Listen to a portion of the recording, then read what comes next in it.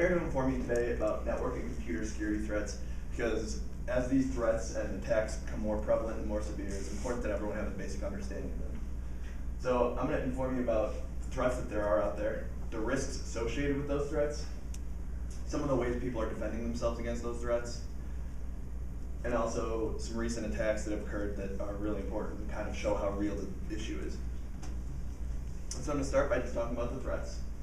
There are 4 big ones that affect people on a day-to-day basis. And the first one is malware. What that is that's any type of software that's designed to damage or destroy your computer or the files associated with it. So that would be something like if you're in the middle of working on a presentation and, oh my God, my computer crashed. There's a good chance it was some form of malware. That's the most common for consumers and just day-to-day people. The next big type of attack, which is becoming more and more prevalent in the recent months, is distributed denial of service. It's often abbreviated DDoS. And what that is I'll use an analogy that a lot of people use, is that it's essentially like thousands of cars trying to fit on a 1-lane road. And so it's basically thousands or millions of requests to a website like per second. And what a request is, it's just like when you type in www.uccs.edu, that would be a request. And so if there's thousands or millions of those requests a second, it in turn shuts down the network. It can destroy network equipment and take down entire systems of computers for days or weeks. The next huge type of attack is called a phishing attack. This is, in my opinion, one of the most dangerous for consumers, and that's because what it is a fake website or application that's designed to procure user information. An example of this would be like if you went to a fake website that said it was Facebook and it asked for your login information, you would log in thinking that this is a genuine Facebook login site, when in reality all your login information is actually being downloaded on the attacker's computer. And this, just to give you an idea of like where you might have seen this before, if you see people who post things on Facebook and it's like, I don't think you posted that, or if you get the message, hey, I found this funny picture of you, and it's a link to like a Facebook login, that's an example of what a phishing attack would be. Those are the more benign versions of phishing attacks. You also have phishing attacks that are done with banking websites. There was a huge one a couple weeks ago with a fake tax return site. And when you start getting to stuff that involves financial information, people's identities can be stolen, lives can be ruined.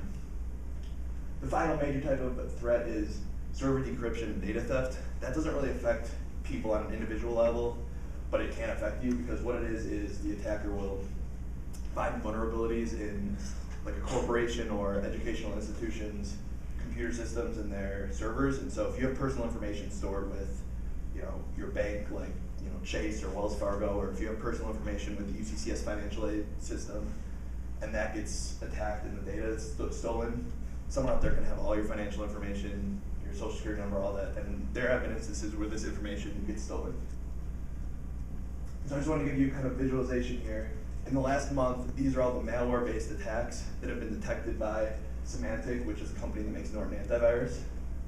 So we have quite a few here, and these are all attacks and types of malware that could be found on your computers in the last month. These are ones that have been created and detected in the last month. So if we have this many happening every 30 days, you're always at high risk for attack and data loss, and that's where it's important to always back things up, especially if you have a presentation due the next day.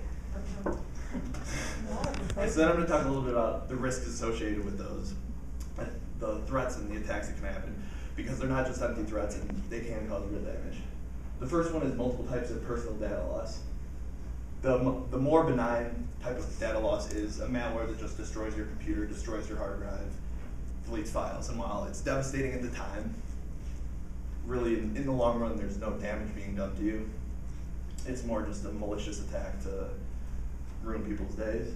The more severe data loss happens with what I was talking about with the server decryption and corporate data theft, because your banking financial information, your passwords, your personal email accounts, all that can be downloaded into an attacker's computer, and because it's happening on the corporate side of things, you're going to have no idea something went wrong until you notice someone opened a credit card in your name, people are sending emails from your account. So that's why that becomes really dangerous. The second huge risk associated with multiple types of attacks is identity theft. And that's so scary because with these phishing attacks, or even with the corporate data theft, there's very little you can do once they have your information. Because if you were one of the victims of this recent tax return attack, someone has your social security number, and getting that changed is very difficult, and knowing that you've been attacked is also very difficult, because at the end of the form you fill out, at the end of an attack, it doesn't alert you that you've been selected to have all your information stolen. So this is very scary as we move further into this digital age, that identity theft in relation to network and computer security attacks is becoming way more prevalent.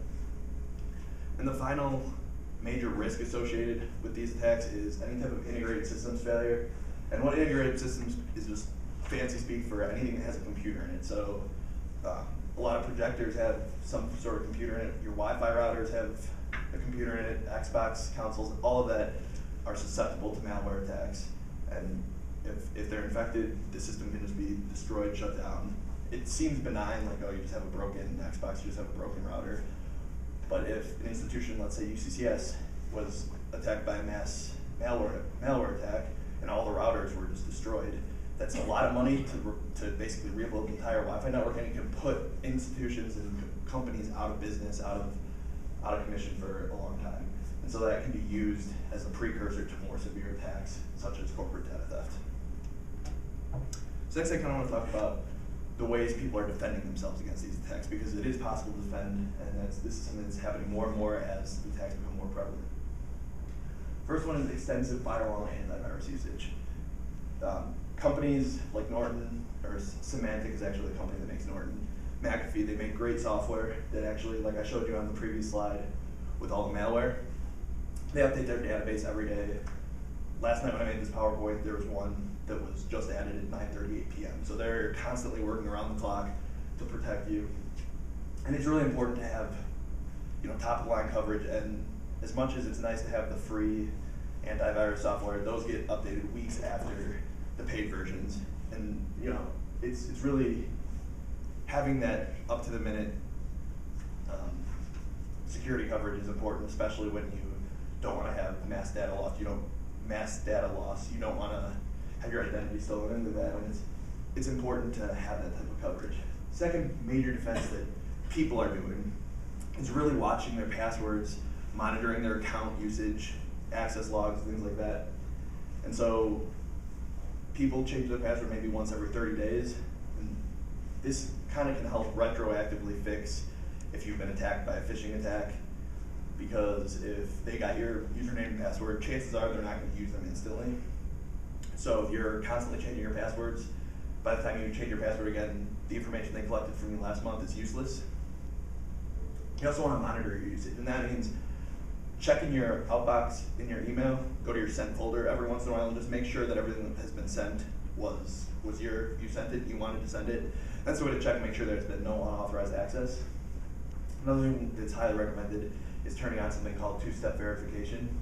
A lot of services offer this, and that's just when you log in, it's going to send you a text message or it's going to call you with an access code that you need in addition to your password. And this completely eliminates the threat of phishing, because of phishing and data loss, because if someone gets your password and they try to log in on the other side of the world, the code is still going to be sent to your cell phone. So there's no way for them to log in. The last major defense that's used is penetration testing.